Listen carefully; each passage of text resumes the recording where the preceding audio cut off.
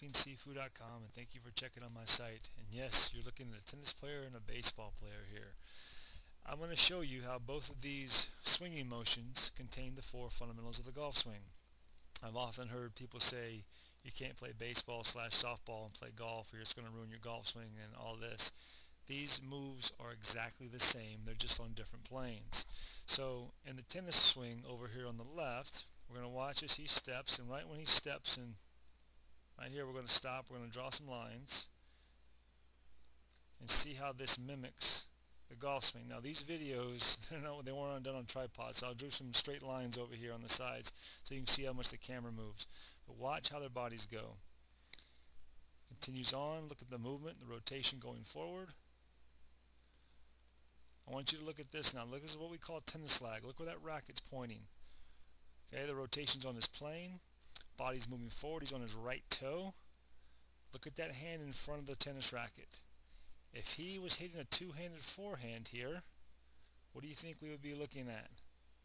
A very big Y. Now watch as he finish. He points towards his target. Weight's all going forward. Stomach's at his target. Over here on the left-hand side with the baseball swing, the reason why the baseball differs so much is because their steps, their striding typically so much. Watch as he goes forward. A lot of movement in this camera. But watch his position here. Look at the impact position.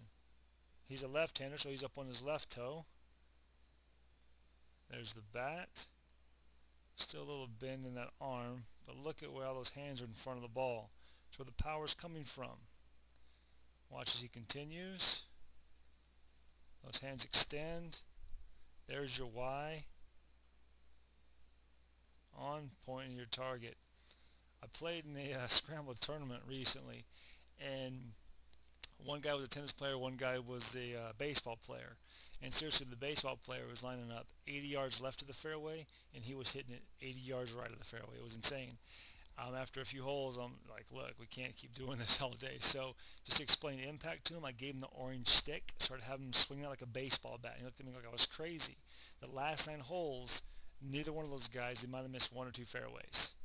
I just told the tennis player to hit it across court, and I told the baseball player to hit it to left field and swing it just like you do your normal baseball, your normal tennis stroke.